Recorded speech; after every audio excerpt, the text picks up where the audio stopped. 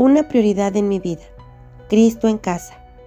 Respondiendo Jesús y díjole: el que me ama, mi palabra guardará, y mi Padre le amará, y vendremos a él y haremos con él morada.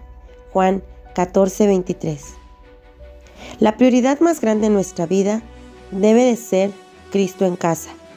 Pensemos un momento que se ha perdido el efecto de los principios de la ley de Dios, el amor fraternal al prójimo y a la familia, que al salir cada sábado de la iglesia es como si dejáramos a Cristo colgado en la cruz, y al llegar el séptimo día volvemos a bajarlo de la cruz y llevarlo cargado con nosotros, mostrando un rostro sonriente, cooperador, hasta que el sol cae y comienza el día primero, y así lo volvemos una rutina de cada 8 días. Se ha perdido la forma en que Cristo nos enseñó a vivir el camino de nuestro Dios, y que la misma educación que reflejamos sábado con sábado en la casa de oración debe de ser la misma que nos llevemos a nuestro hogar, y así tener una armonía dentro de nuestro ambiente familiar. Por eso, con este tema quiero transmitir a cada una de ustedes lo que podemos muchas veces percibir, y ayudemos a rescatar a lo que se ha perdido y convertido en una iglesia tradicional e institucional. Les aseguro que cuando reflexionemos con el corazón, vivirá Cristo en nuestra casa y será un templo donde Él muere siempre. Nuestro Señor Jesucristo nos lo confirma en Juan 14:23. Respondiendo Jesús y díjole: el que me ama, mi palabra guardará, y mi Padre le amará, y vendremos a Él y haremos con Él morada. Este texto nos ayuda a ver ampliamente las Sagradas Escrituras en el perfil de enseñanza de Dios a través de Jesucristo.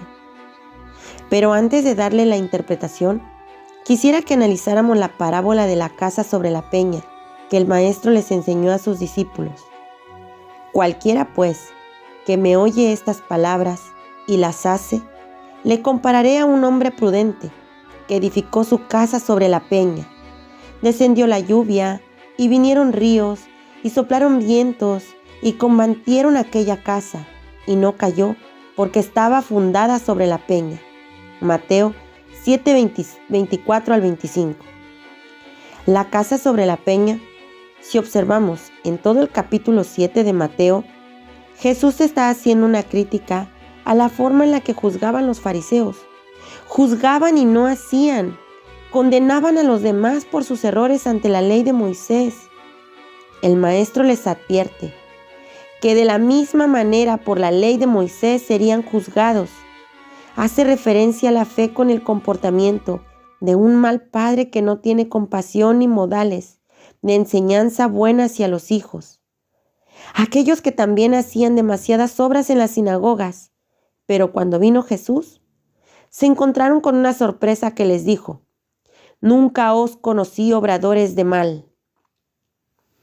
Con esto podemos ver que eran celosos de la ley de Dios, pero estaba lejos su corazón, y lo que le importaba a Dios era la pureza del corazón para poder tener las obras aprobadas por Él.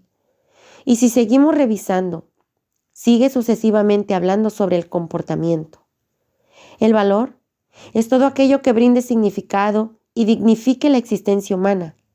El fariseo creía que las personas estaban al servicio de los valores de la ley de Moisés, pero Jesús enseñó lo contrario con la ley de Dios.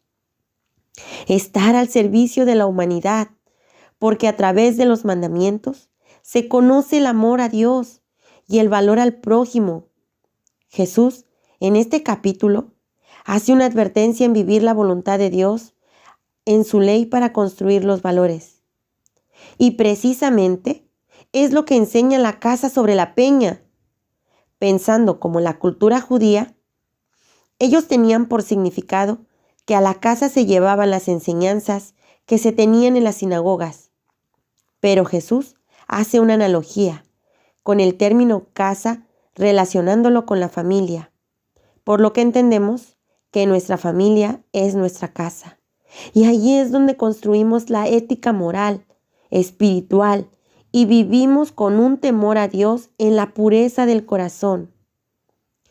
Nos queda claro que en un hogar sin principios éticos, sin fundamentos, en Jesús a través de Dios, los comportamientos de los hijos son inadecuados ante los padres, ante la sociedad, y que las familias se destruyen y las casas son derribadas a causa de la falta de no tener a Cristo en su hogar.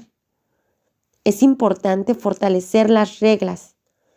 Sin embargo, debemos de tener claro que como seres humanos, toda casa se expone a desastres naturales y que la familia también pueden venir pruebas, como son las enfermedades. Usted recordará, si le han llegado repentinamente y con el paso del tiempo empezamos a tener una crisis de fe en nuestra familia. Pero Jesús nos enseñó en una ocasión cuando le dio la vista al ciego, escupiendo en el polvo, haciendo lodo y untándole en sus ojos, lo mandó a lavar mostrando que veníamos del polvo y somos creados por Dios, que mientras seamos seres humanos, estamos propensos a cada enfermedad humana y no por castigo, sino por el simple hecho de que somos personas vivas y que aún siendo justos, pero con una esperanza de encontrarnos con Jesús. Pero ¿qué hay de las pruebas que nos causamos nosotros mismos? Como ejemplo, los problemas matrimoniales por celos, por caracteres débiles, donde no podemos dominar nuestro temperamento a causa de la genética de los padres, y el hogar empieza a tambalear al grado que los hijos repercuten en gran manera, y cuando llega el hijo a la juventud, empieza a conocerse en una relación de noviazgo con personas inconversas, y no solo eso, sino que pasa a mayores. Por lo que si no combatimos nuestras debilidades con ayuno, con oración, con asesoría pastoral, estudio de la palabra de Dios, podrán representarse como grandes ríos, lluvias que derriban nuestra familia.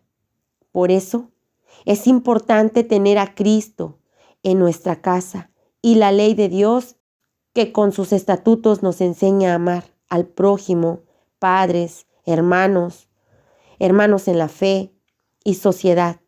Y el temor al Señor debe de ser fortalecido como dice la Escritura, repitiéndolo a los hijos todos los días de su vida y en las noches al acostarse, en la mesa, en las decisiones que toman en su vida, etc.